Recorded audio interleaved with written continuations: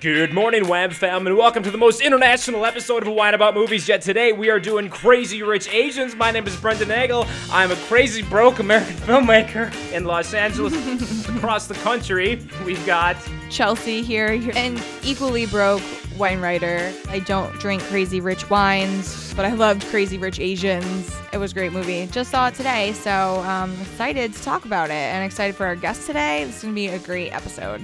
Yes, and for those joining us for the very first time, here on this show, each week we like to pair a big Hollywood release with a very fine wine. Chel, what do we got coming off the shelf for Crazy Rich Asians? I actually struggled a little bit with this film because my mind immediately went to I want to pair this with a Chinese wine because it's a Chinese family. I want to do a Chinese wine. Makes sense, right? You can't find Chinese wines in America yet. What? It's a really new market. So China's always been a massive consumer of wine. They buy wine like crazy. They drink wine like crazy. But they just started making their own wine. You know, China is such a large country that they have the climate to start growing grapes and making wine. So they're a relatively new wine region. Oh. So wines aren't really coming into America yet. But they make some good stuff, and it ranges in prices from $15 all the way up to really expensive shit like $300 stuff. They have a big range of wines. A lot of Asian wines are based off of French Bordeaux because that's the style they love. Bordeaux are very popular in China, so they try to emulate this Bordeaux style in their wine. So I was like, all right, let's do a Bordeaux tonight. And I think that you told me, what were you drinking at the screening last night, Brendan? We did not pre-coordinate this. I bought a 2015 Bordeaux into the screening. We had the whole thing. It went great with the film, I gotta say. I popped another right now, but that was the second of my nickel sale from Bedmouth, and I don't have the other. But yeah, and Bordeaux can get really expensive. This movie is obviously all about money. So that's why I was kind of like, do I want to pair this with champagne? Because there was a lot of celebration. There was a lot of party. There was a lot of fun. And that's what bubbly is to me. So I was like, do we want to pair this with a champagne? But obviously, Brendan and I are both broke. We can't afford to buy a bottle of champagne to drink casually while we record this. not a chance. So I was like, we're going to do a Bordeaux. Bordeaux can also get very expensive, but these are like a little bit more relatable. You can get a really inexpensive Bordeaux, which will go awesome with this film. This is a red wine. Is it a blend? Is this its own grape? Yeah, so a Bordeaux is like a Bordeaux blend. It's from the Bordeaux region of France, which is in the western part of France, right above southwest France. There's Bordeaux. There's a river that runs between us. You got the left bank, the right bank. There's so many different things, but it really specializes in red grapes, and they're amazing. They're really affordable. Anything that you can get from Bordeaux, under $30 is going to be a really great wine. And they're really great food wines too. And they're really great movie wines. So I always say Bordeaux and burgers. It's like a natural pairing.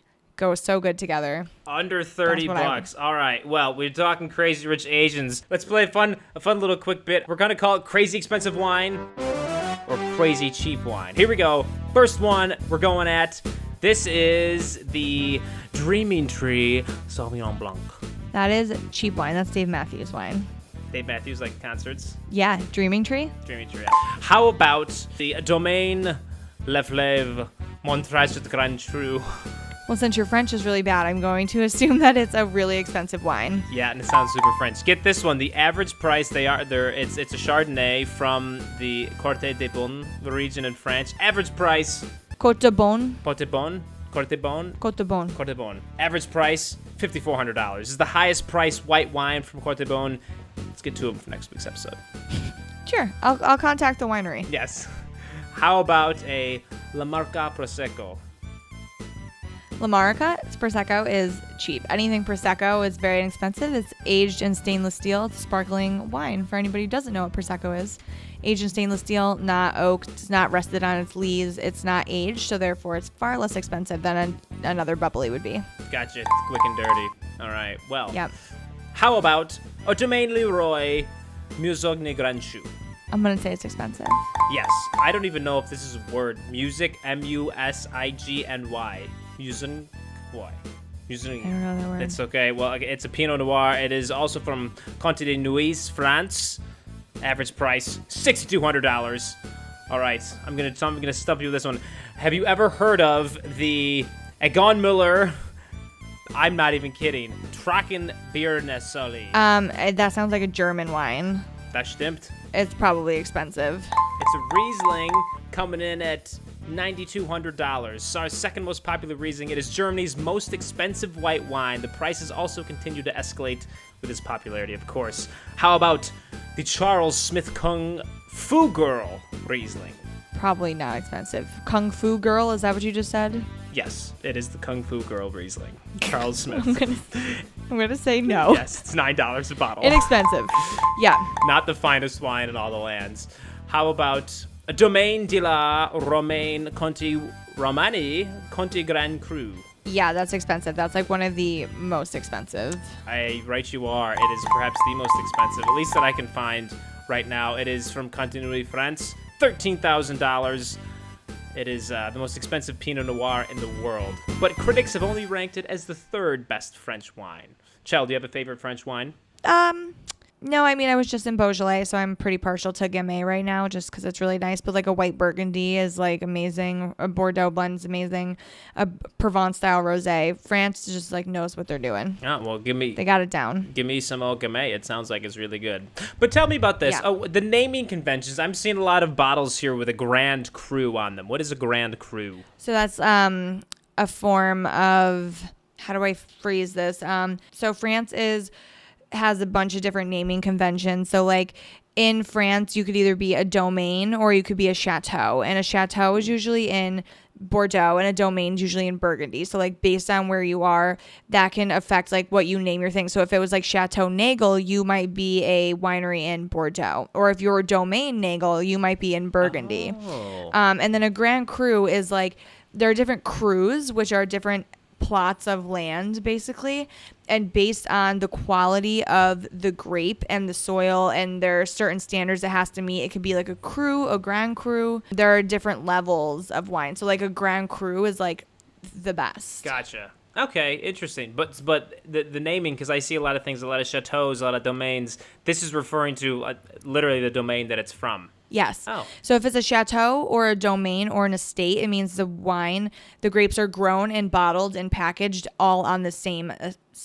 area. Like it all happens at that vineyard. Some people only grow grapes and they send the grapes away and they get bottled somewhere else. Like the wine doesn't get made there. Like they send the wine, somebody else buys their grapes and it gets made somewhere else. The wine that comes from there can't be labeled as a domain because it's not bottled on the same place it was grown. Oh, that's neat. I guess it makes sense. Yeah, why wouldn't there be suppliers and not bottlers? It's a huge industry. Yeah, so. No, there are people who just buy grapes and make the wine themselves because they don't have the ability to grow the grapes, so they just buy the grapes and make the wine and call it whatever. So like chateau and domain are usually in France, and then a lot of people in like the New World, which is like America, New Zealand, Australia, they just refer to it as an estate. How about that?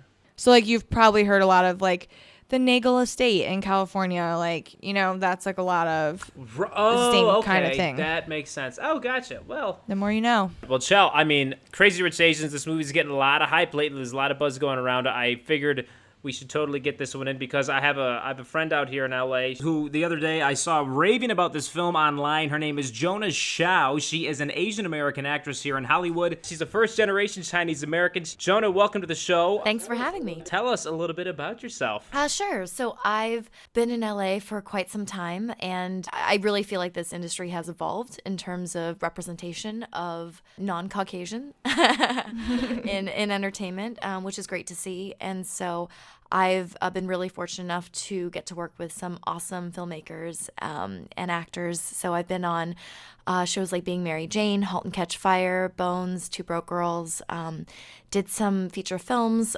including Spider-Man Homecoming, also did Gifted with Chris Evans, and Keeping Up with the Joneses with Gal Gadot. So yeah, it's been, I'm really grateful. I loved you in Keeping Up with the Joneses. Oh, thank you. And because I love the movie, I love John Hamm. I heard that you helped John Hamm with his Mandarin for the movie. Good research. Yeah, I did. That's so cool. He had, so John Hamm plays a very suave, like secret agent who's seems perfect. He knows multiple languages, he's very cultured, and he needed to speak some Mandarin. And so I was asked if I could tutor him a little bit on Mandarin and help with his pronunciation. And so, yeah, we did some of that. And I was proud of him. He, you can understand, as a Chinese person, I can understand everything he says in that movie. And Chinese is not an easy language. So that's so cool. That is amazing. Not many people can say they taught John Hamm Mandarin. Yeah, it was a great it's not an experience easy overall. language. I can attest to that. I'm one whole unit into Rosetta Stone of Mandarin myself. I'm trying. Oh, wow. I know like coffee and cafe. That's easy. Coffee is coffee. I don't know which word came first, if yours or ours, but Probably the American version, I would think. But this is for the first time that I can even think of. Like, this is through and through a Chinese film, and it actually just crossed $100 million in the domestic box office this weekend. That's U.S. box office, and I wonder if they brought their own bottles of Bordeaux in them to the screen as well. You can bring wine into a movie theater, or you're putting it in like A little lunchbox. We had like a portable. You can't see it. This is the podcast, but we had little portable bottles that we managed to get it in. Oh, but the nice. movie theaters here on the West Coast have bars in them anyway, so That's I true. didn't feel that irresponsible. Oh, okay. Never tried that before. Okay. So we've all seen the movie now, though. I guess one at a time, round table. I mean, Jonah, what did you think of the film? This one probably strikes closer to home to you than either of us. What's your take on it? I loved it. I felt like it was like the perfect romantic comedy. It's been a long time since I loved a romantic comedy. And they haven't really been making many of them because it doesn't seem like they've had as much success in the last few years. So I think this might lead to like not only a resurgence of romantic comedies, but also obviously paving the way for more Asian actors to be on the silver screen. So I loved it. You know, being Asian, I was a little biased, but I think for me and a lot of my friends in the industry that are also Asian, we were just like keeping our fingers crossed. We were like, please be good, please be good. You know, like, because I actually auditioned for the role of Did Rachel you? Chu. Oh, no kidding. Yeah. So I read the script. I read a much, much earlier version of the script when I auditioned. And I didn't love the script. I thought it had a lot of potential, but me and a friend who's in development, we were kind of texting about it, and he just didn't really have a very positive outlook on the script. And I was like, I think there's certain things that could be tweaked, but I didn't love the script, to be honest. But as with any type of writing, there's a lot of rewriting, and I'm really thrilled at the rewrites they did. And so I think it helps that they brought on Adele Lim to help with the rewrites and things like that. So I feel like it started off as a script with potential, but just the pieces weren't quite there. And I was like, oh, I don't know how this will do. And I was so honestly kind of pleasantly surprised by how well executed the script was, and how they made so many great changes too, actually.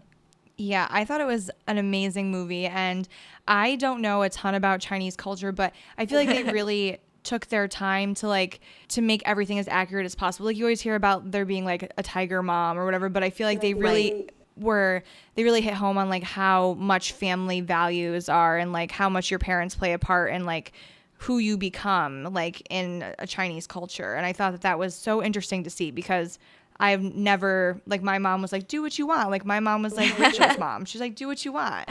So it was really interesting to see. Absolutely. And I know Michelle Yao, that was one of her, she wanted to make sure she stayed away from just being playing a tiger mom. And I feel her performance was so layered, and I really feel you get a sense of her perspective, and it's not oh, she's this bad villain, it's okay, she has different values and they're super important to her, and she's lived by her own values. It was so awesome seeing her character, how she was really protective over her son, but she also wasn't accepted by the grandmother, who still always gave her grief. Right. And so she kind of had this revelation at the end, and then I'm bawling in the theater when he's on the plane and proposes with his mother's ring. That was so great. I did not see it coming. It was amazing. I didn't either. I was he's definitely going to be on the plane. I had this feeling it's how a rom-com ends. I was he's going to be on the plane. But then he's like, Rachel, wait. And then all of a sudden he's on one knee with the huge ring that his father had made for his mother because grandma wouldn't give him a ring for her. Like, it was just came full circle. And I'm by myself in the theater today watching this crying, like trying to wipe my eyes. I cried so much. Yes. Oh my God. I almost cried from laughter. It was hilarious too. Like, it was so certainly funny. wrong, but not short on the calm at all. It was hilarious. I loved it. Oh my gosh, and like Awkwafina, she was great. She's hilarious. And like I really loved the nuanced performance of even like I don't remember his name. The brother. Yes, the brother. Like just his obsession with her, and just so simple. Like I feel like they had different. I feel like the comedy. There were some subtle moments. There were some more broad moments, but it really balanced one another out, like the different types of jokes, characters, etc. Yeah, there was a good blend of feelings that I felt. Like I was angry at parts, I was funny, it was sad. Like I felt really bad for the sister, Astrid.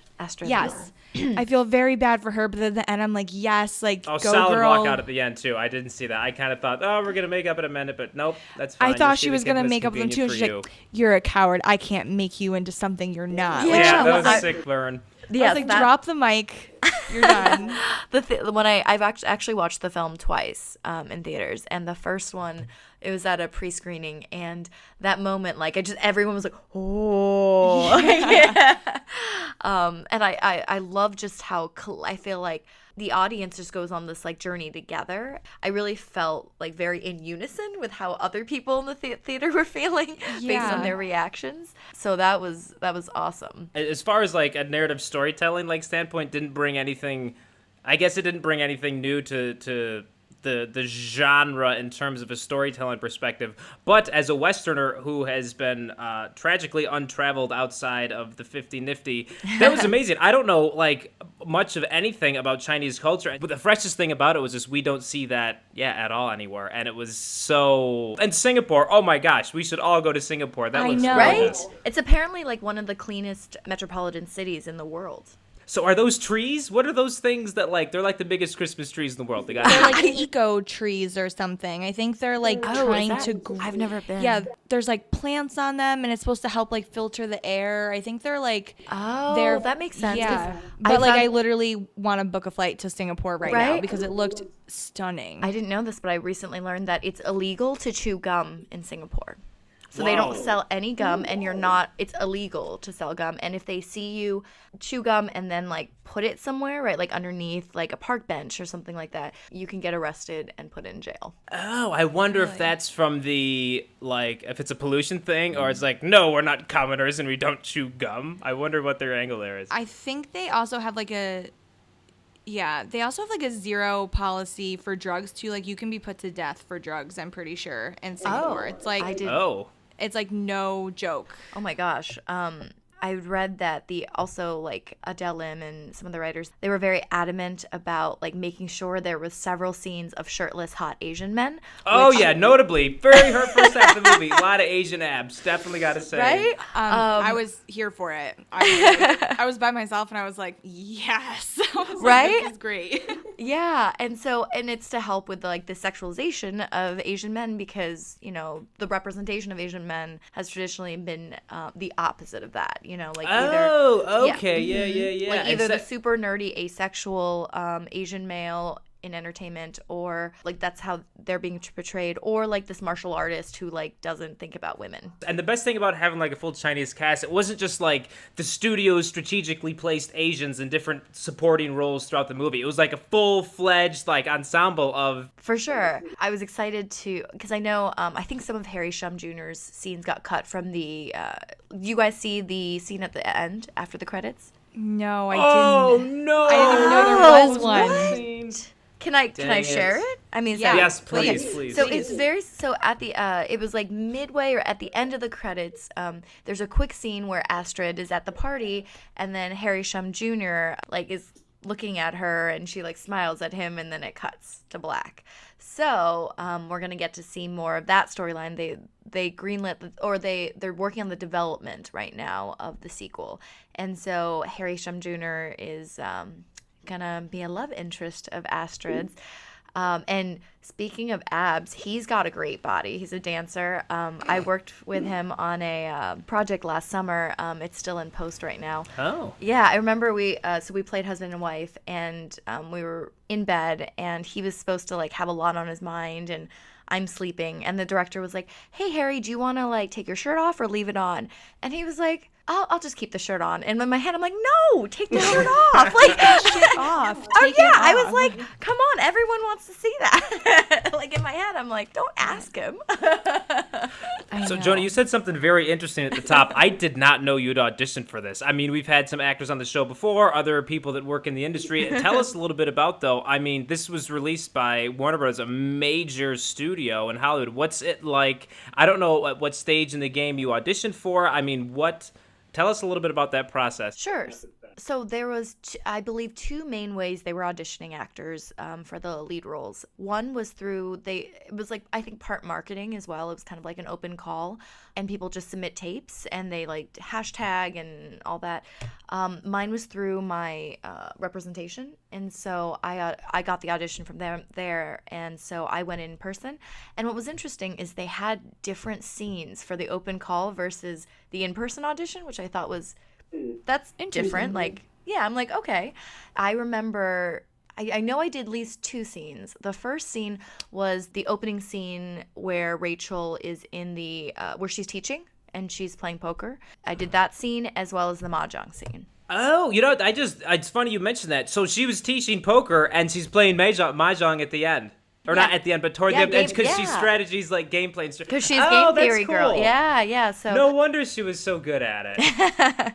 Yes. So this film is based on a book, and that scene, is it mahjong? Mahjong.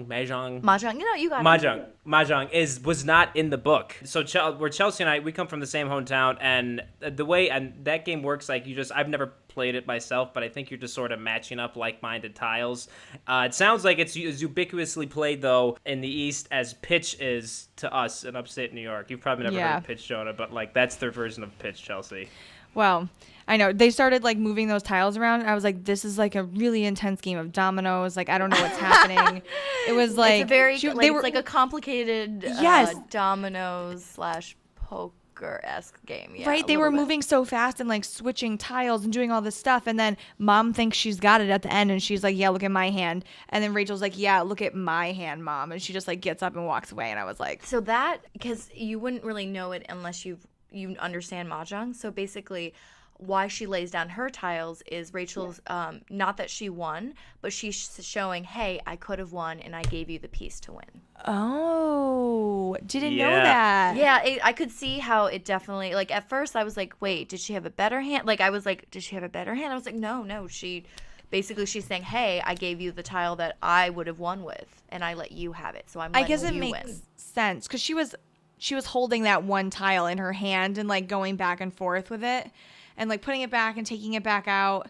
And I was like, why is this one tile so expensive or so like important? I was like, I guess the mom needs it and she knows she needs it. The symbol on there, one looked like an E and then the back to it looked like a W, and the mother is sitting in the dealer table, which is like the East placement. It's called like the East, right? Right. And Rachel's in the West. And then she's the West, so it's so much symbolism. Beautifully symbolic. Oh my gosh, it was so beautiful. That scene was so well written. What you're describing is like the W. So basically, you can match the same, or it's, what is it called? Like where it's like 5, 6, 7. Oh, okay, like a straight. A run, yeah. Yeah, like a short straight. So she had noticed, based on what Michelle Yeoh's character was picking up earlier, that Michelle had a 6 and a 7. Like those are the markings. So if you count the number of lines, so she had 6 and 7. And so I believe it was the 8 that was the game winner for both of them. And so so it had like 8 lines on it. Gotcha. It's like mahjong, like poker meets Scrabble. Yeah, a little bit. Yeah, it's fun. So it's the genius scene. Loved it. However, I mean, I there's always one in a movie that gets me. What you guys think of the ending? I mean, as much as I love this thing going up right at the end, he proposes to her on the plane, and then like they should have totally flown back coach to New York. Like you can't have your cake and eat it too. Then they go have the blow up party at the end. It's like, Brendan, when you were the richest people in Singapore, you have your cake and you eat it too. And you go to the party that was waiting for you. Mom was there. Mom gave like her little tiny smirk of like, yeah, you got what you wanted, and I guess I'm going to be happy with it. And I thought it was a nice ending. I would have been bored with it if they were just like, okay, we hopped on our plane and went back to New York. Yeah. Like, well, maybe they're not just going to sit there and do that. But as clever as the board game was, like, I wish it didn't just give me that rat race ending of just like, oh, party. I mean, it's happy, and I loved it. And up until I guess it's the cherry. Brendan, you always hate one thing, though. You always hate something in a movie. I will say, I think it worked even better in that, like, if you'd seen the post-credit scene, because then it like connects well. So yeah. Because, you're left at the end before that post-credit scene being like, that's great that Rachel had a happily ever after. It sucks for Astrid. Yeah. At least she's a strong, independent woman. She doesn't need a guy, whatever. But it was nice to then kind of see that come full circle. And so they needed, I feel like, the party for that in a way.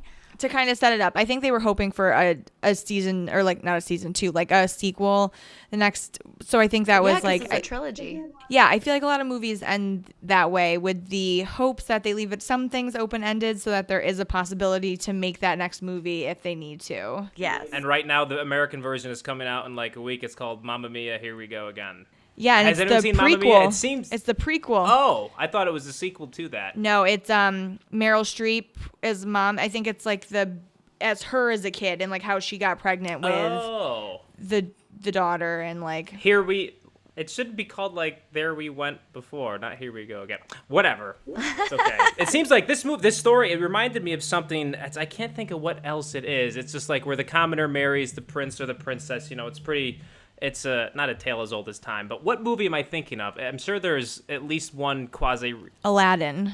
There's no genie in this. A genie would have been fun. But it's still a poor person Ken Jeong marrying as the a genie would have been princess. amazing.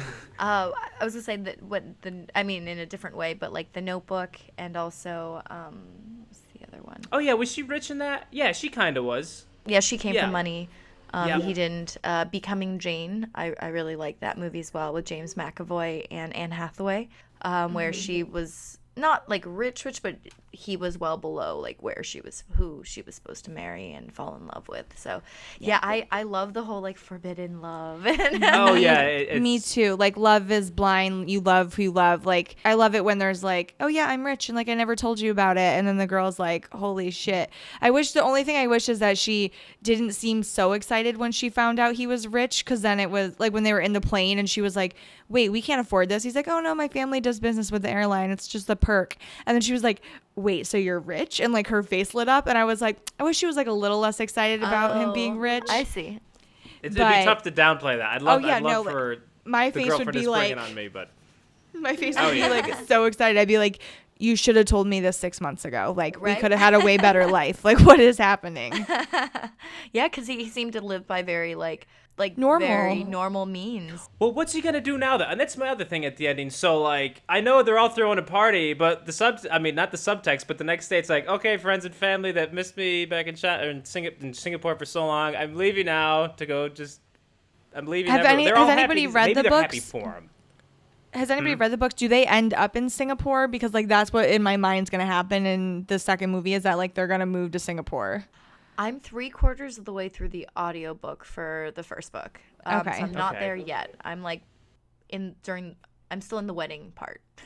Is there a second book, or are they just going off? Or did the studio just... There's a three books out. There's 3. It's a trilogy. Oh! It's totally gonna be a trilogy then. Well, here we go. But we're running down on time. Jonah, thank you for stopping by. Any final thoughts? For those that haven't seen the film? If you haven't seen it, you should watch it. 100%. Yes, it appeals to an Asian audience, but you guys enjoyed the film, and you wouldn't have a 3% on Rotten Tomatoes if non-Asians didn't also love the movie. So I think it's something that has a great universal appeal.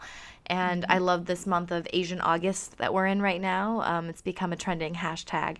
If you want more content like this, I did a voiceover for a Netflix project that came out this month called Flavors of Youth.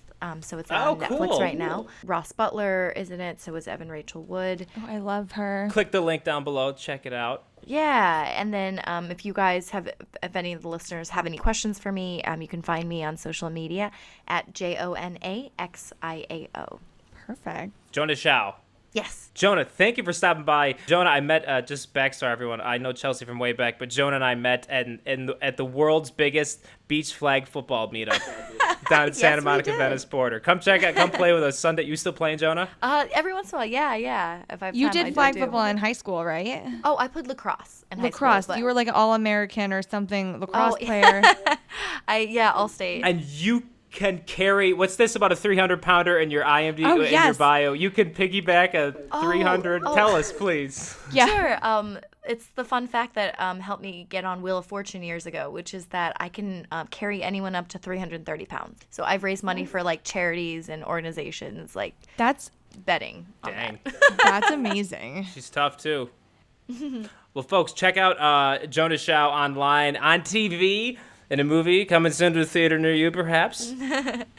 Yeah, I'm actually right now working with one of the main people behind Crazy Rich Asians on a project that I can't share details yet, but yeah, I'm really excited. That's amazing. Thank you guys. This was fun.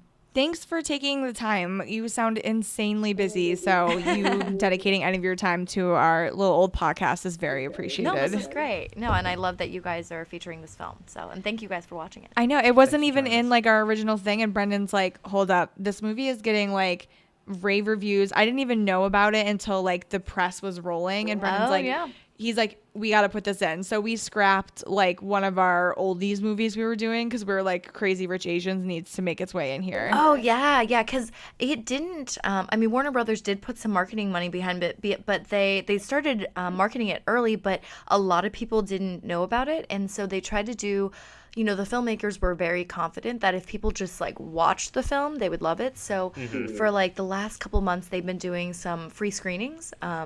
And at first, that's clever. Yeah, at first they couldn't get people to they couldn't even fill up theaters for a free screening of the film. Like there wasn't that many people that seemed interested and they were like, look, if we can just get butts in the seat, we know they'll love it. Yeah. Yeah, momentum is everything. Right, and so they ended up being able to do that, and then that helped with word of mouth too, is those screenings. Like people ended up like leaving the theater and like loving it, and that really helped kick up the marketing and the publicity for the film. It's going to be interesting to see how it's received because like these big Hollywood movies are being made just to sell in China because it's the biggest audience in the world now. So how is the standard American rom-com genre with the Chinese cast going to perform in China? I'm curious about what those numbers are going to look like. Probably going to be awesome. Yeah, I imagine well. I think so. I hope so. Yeah. I mean, I wish I would have known about these free screenings. I paid $18 for my ticket tonight. Movie Pass. Are you serious, Chel? I canceled Movie Pass. That shit sucks. It's dying. Movie Pass is dying. Long live Movie Pass. Well, Jona, thanks for stopping by. I know you got an agenda. We will keep you posted. Sounds good. Have a good night, guys. Thanks for being on the show, folks. If you haven't seen it, yes, it's a rom-com, but it takes place in the Far East. It's a lot of fun. This one is going to be a great breath of fresh air. I hope there's another one. The sequel's been slated. Hopefully it lives up to the high bar that has been set by this one. Crazy Richer Asians? What's it going to be? Probably just Crazy Rich Asians, too. Probably be real original, whatever the name of the book is, because this is off of 3 books, so I'm assuming there'll be 3 movies that follow. From richer to richest. We'll be here. Seasons probably 4 and 6, the way these things come out. Find about movies. Probably. Well, folks, subscribe, follow Jona online. Make sure you follow us online, too. Don't forget about us. We are at Wine About Movies, at Bagel Video, and at Chel Loves Wine. And you guys can make sure you subscribe, give us a 5-star review, and write a glowing recommendation to all your friends about us and how much you love Wine About Movies. Let us know what you think in the comments below. Your thoughts of the film yourself. How's the wine? Have you had a Chinese wine? I don't know. And hopefully we can get some more amazing stars on here like Jona. Thanks for tuning in, guys. In the meantime, we'll catch you guys later. Bye, guys. Take care.